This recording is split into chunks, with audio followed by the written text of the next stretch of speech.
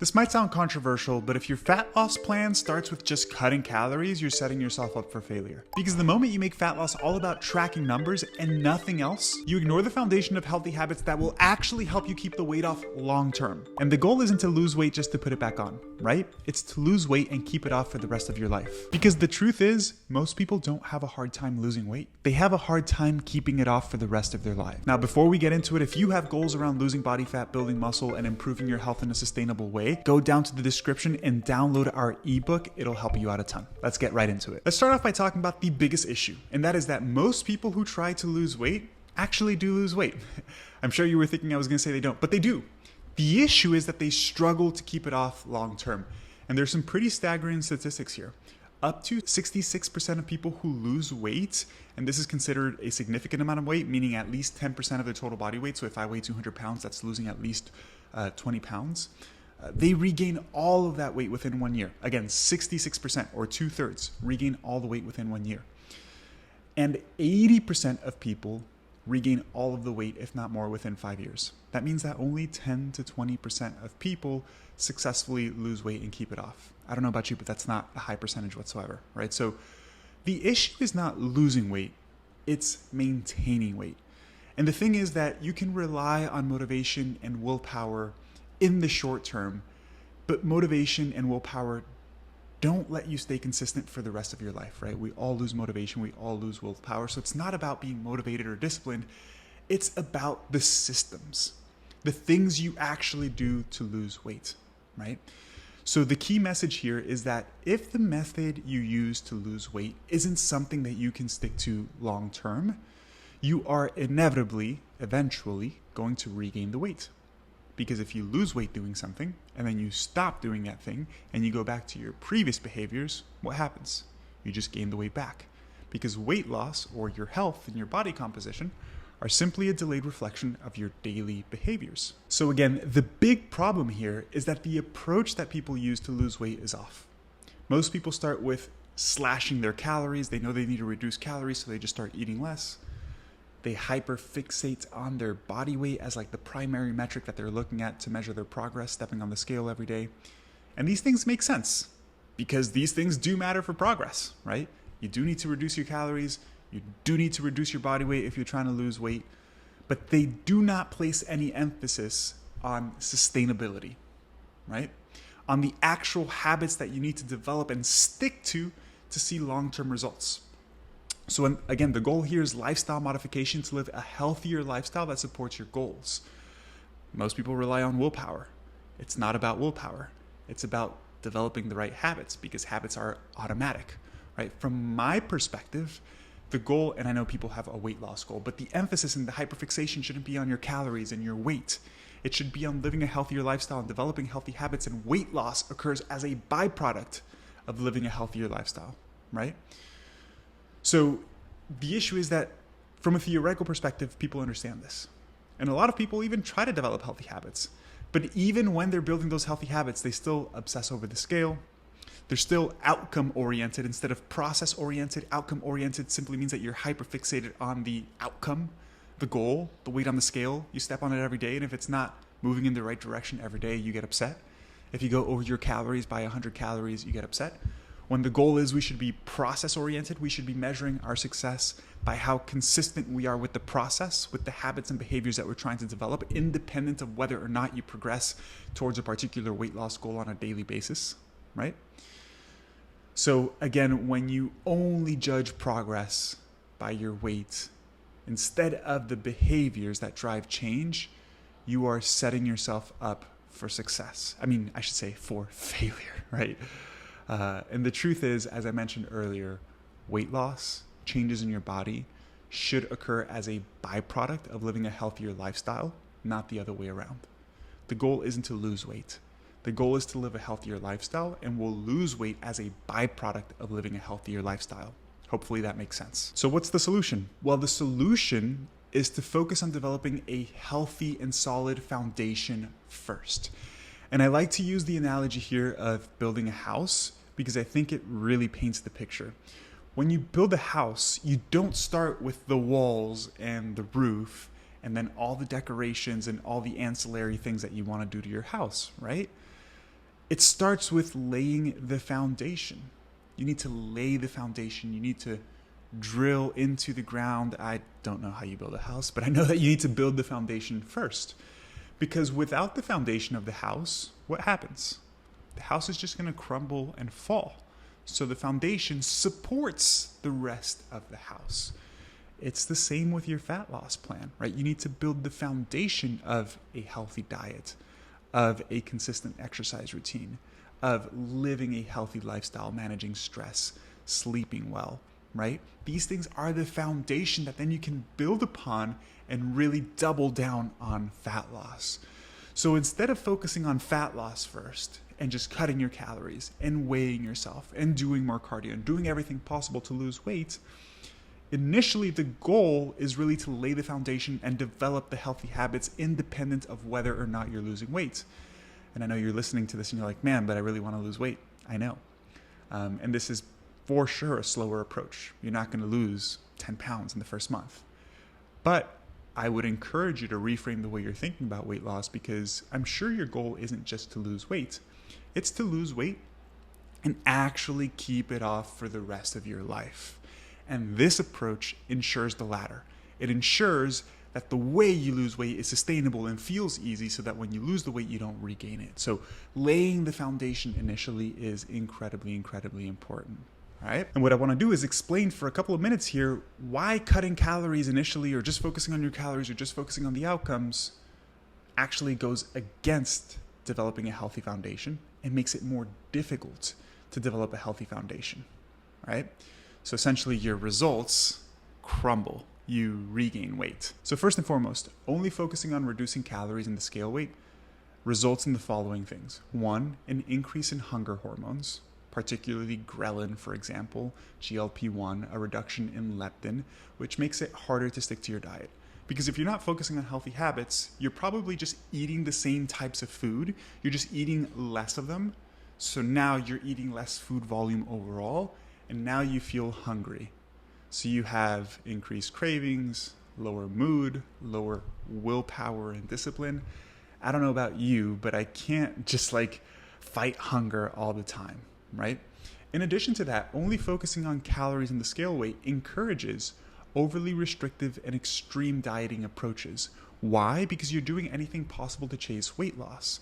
So you're going to starve yourself. You're going to follow a keto diet because you'll see rapid weight loss. You're going to do excessive amounts of cardio, eating less and less. When you're just focused on your weight loss and nothing else, you are encouraging these approaches. Because these these restrictive approaches will help you lose weight faster. So you're measuring progress based off the wrong goalpost, because your goal isn't to lose weight as quickly as possible. Again, it's to lose weight and keep it off long term. And then lastly, which is also really important, is when you're so hyperfixated on weight loss and your calories and eating less and seeing the number go down every day, you do not enjoy the process at all. Right? It just becomes stressful. It becomes this race to the bottom. I just need to lose the 20 pounds, rather than learning how to develop a healthy lifestyle that you enjoy. And this is really important because as humans, we naturally move away from discomfort and we move toward comfort, meaning things that feel difficult, things that feel uncomfortable, things that cause stress. We don't look forward to doing those things. We naturally don't want to do those things, right? And we move towards things that we enjoy, feel comfortable, give us some sort of reward. So if you're just focusing on the weight loss piece, restricting your calories, having as much willpower and discipline as possible, losing weight as quickly as possible, you are essentially, by design, making the process uncomfortable and not enjoyable, which is setting yourself up for long-term success, long-term failure. I don't know why I keep saying long-term success. So again, in order to lose weight, you need to be able to maintain those behaviors. And in order to be able to maintain those behaviors long-term, ideally for the rest of your life, it's not about discipline. It's about getting to the point where you truly enjoy this stuff and it becomes a habit, right? The key point here is that you don't just need a calorie deficit. You need a lifestyle that supports a calorie deficit for your weight loss goals, but one that doesn't feel miserable and that you actually enjoy. So now that you understand the theoretical stuff, let's talk about how we actually help our clients develop this healthy foundation in a very structured approach. Okay, so as I mentioned, during our foundational phase, we focus on the behaviors first. And every client that we work with, if they don't have these healthy habits developed, we go through a foundational phase first to develop the healthy behaviors, again, to develop that foundation that then supports fat loss. And then after going through that foundational phase, we then double down on fat loss and caloric intake.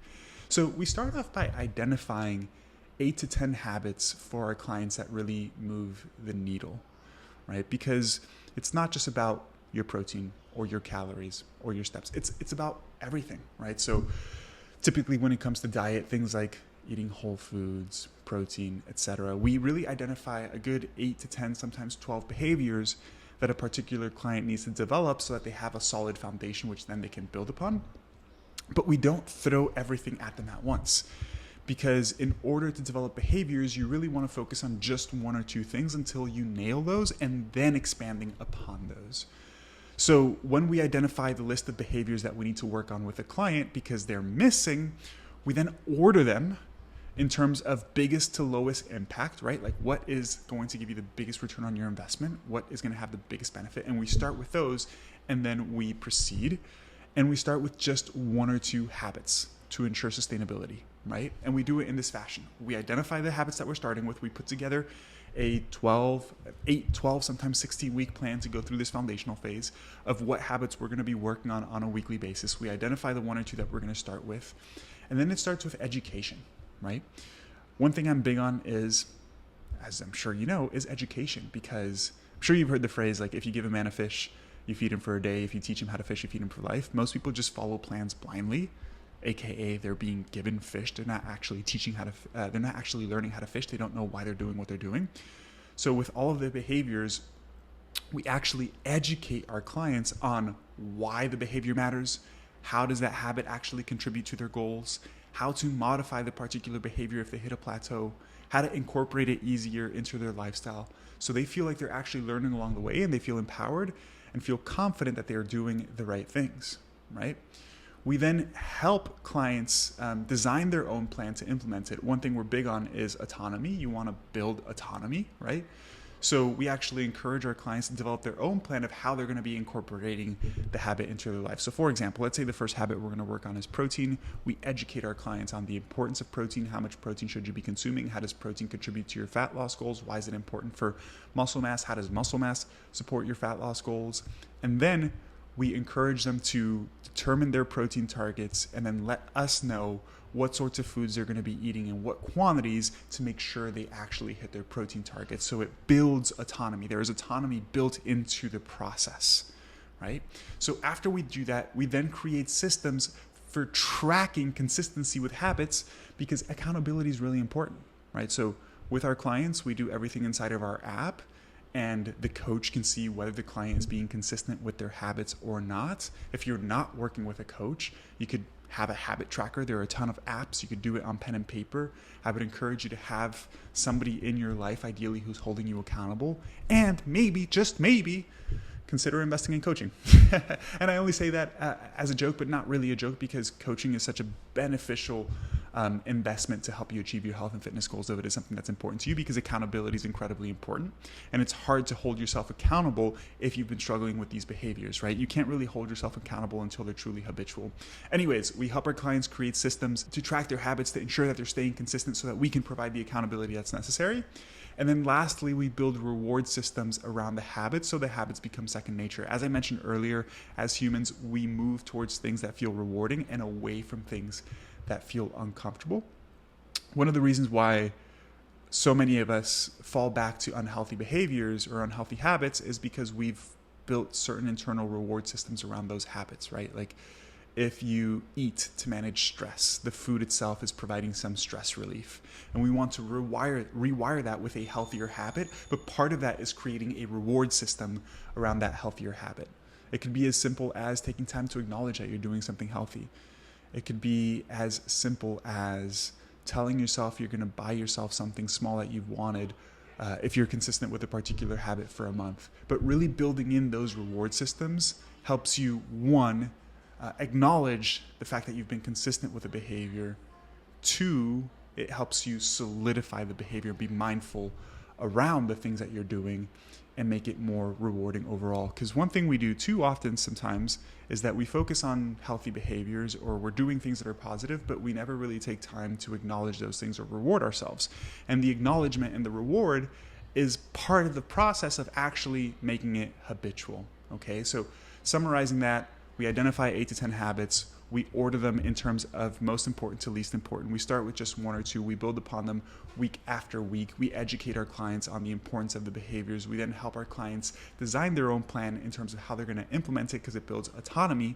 We then build systems for tracking, which builds in the accountability piece. And then lastly, we develop reward systems around consistency so that the behavior feels rewarding and becomes habitual. So the process builds autonomy, confidence, and overall long-term consistency and behavior change. So next I want to talk about what are some of the actual behaviors that we work on during this foundational phase. And it's just going to be a short snippet, because if you watch my content, I talk about some of these behaviors often.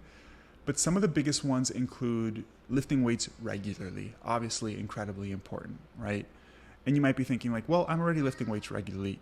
And this is where the education and the coaching comes into play, because it's not just about going to the gym and lifting weights, but it's also making sure that we're doing it correctly with the right intensity, the right technique, the right progression with our workout program. So there's more to it than just training regularly, but that's the first step, making sure we're exercising regularly, hitting a daily protein target. Protein helps support muscle mass. Muscle increases your metabolic rate, so it makes fat loss easier. But protein is also satiating, so it helps you reduce your food intake and naturally reduce caloric intake. Protein also increases the thermic effect of food, which means you burn more calories when you consume more protein, which means that it makes fat loss easier. Again, the third habit is making sure that at least 80% of our diet is coming from whole foods and fiber, right? Again, whole foods, fiber, not to be redundant, have a similar effect as protein in terms of being very satiating, so they reduce overall caloric intake. They also have a higher thermic effect. They're also more nutritionally dense. Another habit that we like to work on is making sure that we're eating at least 4 to 5 servings of fruits and vegetables, so we're not deficient in any particular micronutrients, right? Vitamins, minerals, etc. It's not just about your macronutrients and your calories. This is another really important thing. If you're just focusing on your calories, eating less, if your dietary quality isn't that high, you're likely going to be deficient in stuff. And if you are deficient in stuff, you're not going to feel the best. You might not be able to train as well. You might not be able to recover as well. So it's important that you're getting good nutritional diversity and good nutritional quality, so you're getting an adequate amount of all of the essential vitamins and minerals. Another habit that we like to work on is having a daily step goal to make sure that we're staying active and consistently active from day to day outside of the gym, which increases our energy expenditure. Having a sleep hygiene routine. I won't go into sleep, but I have a whole podcast episode talking about the science of sleep for fat loss. Incredibly important. Poor sleep increases hunger, increases caloric intake, reduces energy expenditure. Poor sleep negatively contributes to fat loss and doesn't really do much to help you improve your body composition. And then another habit we like to work on is having a structured meal schedule and making sure we're front loading calories towards the beginning of the day. Again, I think I just released the podcast episode last week. You can check it out on the different habits to help regulate hunger and satiety, and meal timing is one of those. Having regular meal times helps regulate hunger, but also front loading your calories, eating more earlier in the day, like a big breakfast and a big lunch, helps regulate hunger and increase energy expenditure. So if you focus on developing these habits, if you haven't developed these habits, focus on this before you care about slashing your calories and what the scale weight is saying, because these things are what are going to lay the foundation for then so that you're able to actually build upon that over time and lose fat successfully. And the cool thing is that during this phase, our clients experience some really, really awesome results. First and foremost, they don't feel like they're dieting, because we're not focusing on what you can't eat. We're focusing on what you should be doing every day. So it develops a more positive mindset around nutrition, exercise, and lifestyle. And you don't feel like you're being overly restrictive and just dieting all the time, which is miserable. Nobody wants to feel like they're on a diet, right? Another really cool thing is that they still lose body fat. Most of our clients lose anywhere between 5 to 10 pounds in the first 8 to 12 weeks going through this foundational phase without restriction, without obsessing over the scale, right? And that's because these habits, again, set the foundation for fat loss, but they naturally help you reduce your caloric intake, increase your energy expenditure, improve your body composition. So now you're in a better metabolic health. And it just, again, sets you up for long-term success. A lot of our clients feel like they're in control of their food for the first time. So they feel like food doesn't run their life anymore, because when you approach dieting from the perspective of, I can't eat carbs, I can't eat sweets, I can't eat that, you are letting food control your life. You are saying, I can't do that. Why? Because food has control over you. This approach puts you in the driver's seat. You are in control of your food choices. You are focusing on what you need to eat more of, on what sort of targets you need to hit every day, rather than approaching this whole thing from a restrictive mindset. I think the mindset piece is a big part of why this sort of approach is so successful for our clients. And exercise also becomes something that our clients truly enjoy, because we focus on how exercise makes you feel good, improves your body composition, does positive things for you, rather than seeing exercise as punishment or a means to just burn calories and lose weight. And then after building the foundation, they're down 5 to 10 pounds. They don't feel like they're dieting. They feel like they're in control of their food and their fitness for the first time. Then we double down on fat loss, and that's where the magic really happens, right? After that foundational phase, we then double down on fat loss, really focus on the caloric intake. And it's easy to lose fat because they've developed a healthy foundation that supports fat loss in the long term. Anyways, guys, I hope you found this helpful, and I hope this helps you reframe the way you're thinking about fat loss yourself. And I hope you took some really important, like, golden nuggets from here of things that you can implement into your own approach today to set you up for long-term success, not just short-term results.